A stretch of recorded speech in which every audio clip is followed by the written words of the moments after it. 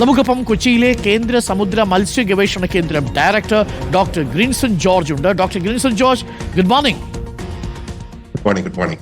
Doctor Grinson George, നമുക്ക് ലഭ്യമായിരിക്കുന്ന വിവരങ്ങൾ ഇത്രയാണ്. ഏകദേശം 10ഓളം കണ്ടെയ്നറുകൾ ഇപ്പോൾ കേരളത്തിൽ വലിയഴീക്കൽ, ചെറിയഴീക്കൽ, ചവറ, ശക്തികുളങ്ങര ഈ ഭാഗങ്ങളിലായിട്ട് അടിഞ്ഞിട്ടുണ്ട്. അതിൽ ചിലതിൽ ഈ കാൽസ്യം കാർബൈഡ് ഉണ്ട്. അടിഞ്ഞവയിലുണ്ടോ എന്ന് നമുക്കിനിയും വ്യക്തമല്ല. 12 എണ്ണത്തിലുണ്ടെന്നാണ് അറിയാൻ കഴിയുന്നത്. ഒപ്പം ഈ എണ്ണപ്പാട പടരാനുള്ള സാധ്യതയുണ്ട്. എങ്ങനെയാണ് നമ്മളതിനെ കണക്കാക്കേണ്ടത്? എന്ത് നിർദ്ദേശമാണ് നമ്മൾ നാട്ടുകാർക്ക് കൊടുക്കേണ്ടത്? Doctor Grinson George. നമ്മള് ശാസ്ത്രീയമായിട്ട് നോക്കുമ്പോൾ മിക്കവാറും ശാസ്ത്രീയമായിട്ടുള്ള കാര്യങ്ങളൊക്കെ ഇതിൽ സൂചിപ്പിക്കുകയുണ്ടായി. അരുൺകുമാർ ഒരു ആമുഖം എന്ന നിലയിൽ സൂചിപ്പിക്കുകയുണ്ടായി. ഇതില് അസറ്റിലിൻ ഉണ്ടാകുന്നതിന്റെ ഒരു പ്രശ്നം സൂചിപ്പിച്ചുകൊണ്ട് കണ്ടെയ്നറുകളിൽ നിന്ന് കുറച്ച് ദൂരം മാറി നിൽക്കാനായിട്ട് ആവശ്യപ്പെട്ടു. അതോടൊപ്പം തന്നെ റിഫൈൻഡ് ഓയിൽസിന്റെ ഒരു പ്രസൻസ് കണ്ടെയ്നറുകളിൽ ഉണ്ടെന്ന് സൂചിപ്പിക്കുകയുണ്ടായി. റിഫൈൻഡ് ഓയിൽസ് ആണെങ്കിൽ റിഫൈൻഡ് ഓയിൽസിന്റെ സ്പില്ലേജ് കടലിൽ നടക്കുകയാണെങ്കിൽ കടലിൽ ഒരു ചെറിയ രീതിയിലുള്ള ഒരു തിക്നെസ്സിൽ ഒരു എണ്ണപ്പാട പോലെ ഫോം ചെയ്യാനുള്ള ഒരു പോസിബിലിറ്റി ഉണ്ട്. Compared to crude oil, refined oil കുറച്ചുകൂടി ഡെൻസിറ്റി കുറവായതുകൊണ്ട് സർഫസിലായിരിക്കും, ഉപരിതലത്തിലായിരിക്കും ഇത് കൂടുതലായിട്ടും കാണപ്പെടുക. അപ്പോ പൊതുവെ കപ്പൽ കാര്യങ്ങളായിട്ട് ബന്ധപ്പെട്ടുകൊണ്ട് കണ്ടെയ്നറുകളായാലും കപ്പലിൽ അതുമായിട്ട് ബന്ധപ്പെട്ട കാര്യങ്ങളായാലും ഒരുവിധം സുരക്ഷകളൊക്കെ പാലിച്ചിട്ടുണ്ടാകണം. അപ്പം കണ്ടെയ്നറുകളിൽ നിന്ന് അത്തരത്തിലുള്ള ഒരു ലീക്കേജ് എത്രമാത്രം ഉണ്ടാകും എന്നതിനെ അടിസ്ഥാനപ്പെടുത്തിയായിരിക്കും എന്തുമാത്രം പ്രിക്കോഷൻസ് നമ്മൾ ഇതുമായിട്ട് ബന്ധപ്പെട്ട് എടുക്കേണ്ടതുണ്ടെന്ന് മനസ്സിലാക്കേണ്ടത്.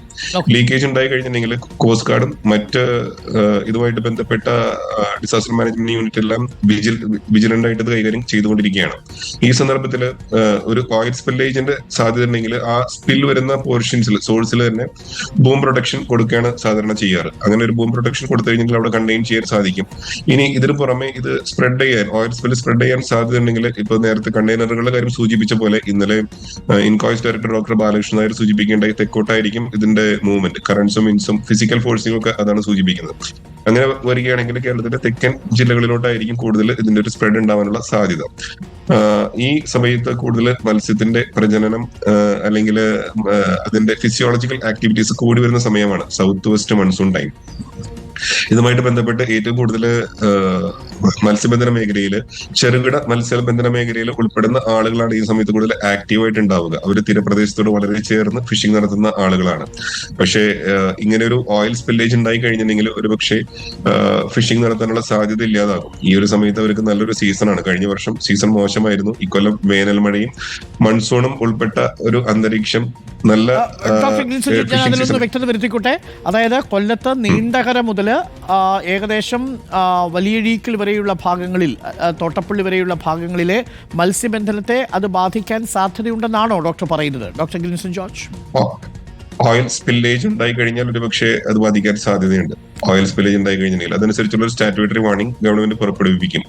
ഓയിൽ സ്പില്ലേജ് ഉണ്ടായി കഴിഞ്ഞിട്ടുണ്ടെങ്കിൽ ഒരു കാര്യത്തിൽ കൂടി ക്ലാരിറ്റി വേണം ഡോക്ടർ ഗ്രിൻസൺ ജോർജ്. ഇപ്പോൾ ഈ ബങ്കർ ഓയിൽ, അതായത് കപ്പൽ ഉപയോഗിക്കുന്ന ഓയിൽ ആണെങ്കിലും ഫർണസ് ഓയിൽ ആണെങ്കിലും ഡീസൽ ആണെങ്കിലും ലോ സൾഫർ ഫ്യൂൽ ഓയിൽ ആണെങ്കിലും ഇത് കടലിൽ പടർന്നാൽ അത്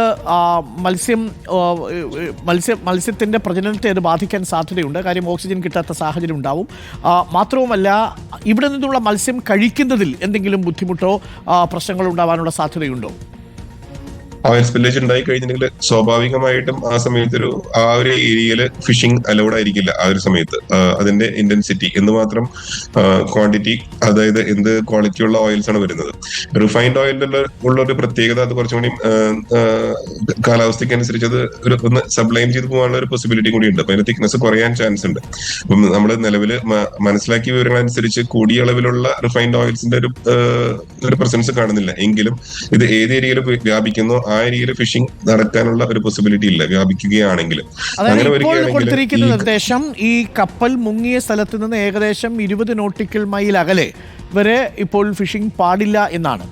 അതൊരു പക്ഷേ ഇനിയിപ്പോൾ ഇത് പടരാൻ സാധ്യതയുള്ളത് കൊണ്ട് ഈ തീരത്തെ ഫിഷിംഗ് കൂടി ഒരു പക്ഷേ ബാധിക്കുമോ? അത് അതെ, ഇത് തീരപ്രദേശങ്ങളിലേക്ക് വരാനുള്ള സാധ്യത കൂടുതലാണ്. കാരണം നമ്മുടെ ഇവിടെ 2 തരം കറണ്ടുകളാണ് ഇതിന് ഗൈഡ് ചെയ്യുന്നത്. സെമി ഡയനുള്ള ടൈഡൽ സിസ്റ്റം തീരപ്രദേശങ്ങളിലേക്ക് ഇത് ഘടിപ്പിക്കും. അതോടൊപ്പം തന്നെ തെക്കോട്ടുള്ള ഒരു ഒഴുക്ക് അത് തെക്കോട്ടും വ്യാപിക്കും. ഈ 2 രീതിയിലുള്ള ഒരു ഒഴുക്കാണ് ഈ ഓയിലിനും ഉണ്ടാവാൻ സാധ്യതയുള്ളത്. അതൊരു തിൻ ലെയർ വരെ സ്പ്രെഡ് ചെയ്ത് കഴിഞ്ഞിട്ടുണ്ടെങ്കിൽ സെഡൻഡറി ആയിട്ടുള്ള ഓർഗാനിസത്തിന് അത് സ്മോദർ ചെയ്യും. അതോടൊപ്പം തന്നെ ചെറിയ മത്സ്യങ്ങൾ, ഉപരിതലത്തിൽ കാണപ്പെടുന്ന ചെറിയ മത്സ്യങ്ങളാണ് ഇത് കൂടുതലായിട്ട് ബാധിക്കാൻ സാധ്യതയുള്ളത്. ആ മത്സ്യങ്ങളുടെ ഗിൽസ് ഒക്കെ ഒട്ടിപ്പിടിക്കാനും അങ്ങനെ വരുന്ന സമയത്ത് കാര്യമായുള്ള ഒരു മോർട്ടാലിറ്റി ആ ഭാഗത്ത് ഉണ്ടാവാനും സാധ്യതയുണ്ട്. അപ്പം ഈ ഡോക്ടർ ഒരു സ്പ്രെഡ് നിമിഷം ഒന്ന് ചെയ്യുന്ന തുടരണം. നമുക്ക് ലഭ്യമായ ചില വിവരങ്ങൾ അനുസരിച്ച് ഇതാണ് ഇപ്പോഴത്തെ എണ്ണപ്പാട വ്യാപിക്കാൻ സാധ്യതയുള്ള പ്രദേശം എന്ന് പറയുന്നത് ആലപ്പുഴ കൊല്ലം ഭാഗത്താണ്. ഈ 88 ടണ്ണോളം കടലിൽ 12 ടൺ ബാഷ്പീകരിക്കും എന്ന തരത്തിലുള്ള ഒരു വിവരം വരുന്നുണ്ട്. ഇന്ന് പകൽ ഒരുപക്ഷെ അടുത്ത ഒരു 17 ടൺ ബാഷ്പീകരിച്ചു പോകാനുള്ള സാധ്യതയുണ്ട്.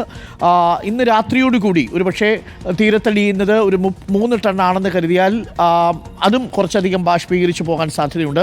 നാളെ പകലോടുകൂടി ബാക്കിയുള്ള കുറച്ചുകൂടി ബാഷ്പീകരിക്കും. അതായത് ഒരുപക്ഷെ ഒരു 2-3 ദിവസം കൊണ്ട് ഈ എണ്ണപ്പാട കോസ്റ്റ് ഗാർഡ് നീക്കം ചെയ്യുന്നത് കഴിഞ്ഞിട്ടുള്ള എണ്ണപ്പാട പൂർണ്ണമായിട്ടും ബാഷ്പീകരിച്ചു പോകാനുള്ള സാധ്യത ഉണ്ടാകുമോ? അതായത് ഒരാഴ്ചയ്ക്കുള്ളിൽ ഈ പ്രശ്നം പരിഹരിക്കുമോ എന്നാണ് എൻ്റെ ചോദ്യം.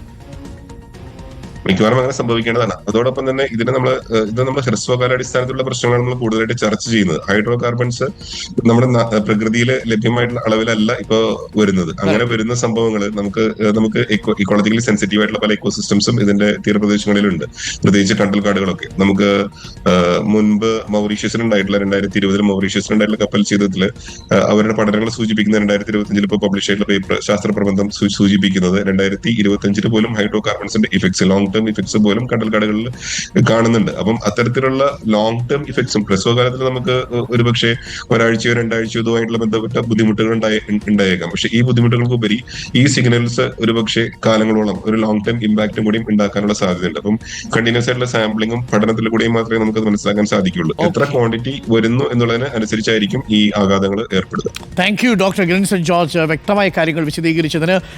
അതൊരു ലോങ് ടേം ഇമ്പാക്റ്റ് ഉണ്ടാക്കാൻ സാധ്യതയുണ്ട് എക്കോസിസ്റ്റത്തെ സംബന്ധിച്ച് എന്നുള്ളതാണ് ഡോക്ടർ ഗ്ലിൻസൺ ജോർജ് പറയുന്നത്. മൗറീഷ്യസിലടക്കം ഇത്തരം പഠനങ്ങൾ ഇപ്പോഴും സൂചിപ്പിക്കുന്നുണ്ട് ഹൈഡ്രോ കാർബണുകളുടെ അമിതമായ സാന്നിധ്യം കടൽത്തട്ടിലെ ജീവജാലങ്ങളെ പ്രത്യേകിച്ച് മത്സ്യത്തിനെ പ്രജനന കാലത്ത് വല്ലാതെ ബാധിക്കാൻ സാധ്യതയുണ്ട്. ഒരു സീസൺ കൂടി നഷ്ടപ്പെടുകയാണോ എന്നൊരാശങ്കയുണ്ട്. തീർച്ചയായിട്ടും സർക്കാർ അതിന് ഒരു മറുവഴി കണ്ടെത്തണം. ഏതെങ്കിലും തരത്തിൽ ഈ 1-2 ആഴ്ച ഫിഷിംഗ് തടസ്സപ്പെടുകയാണെങ്കിൽ അതിനുള്ള മറുവഴി സർക്കാർ സംവിധാനങ്ങൾ കണ്ടെത്തുക എന്നുള്ളതാണ്.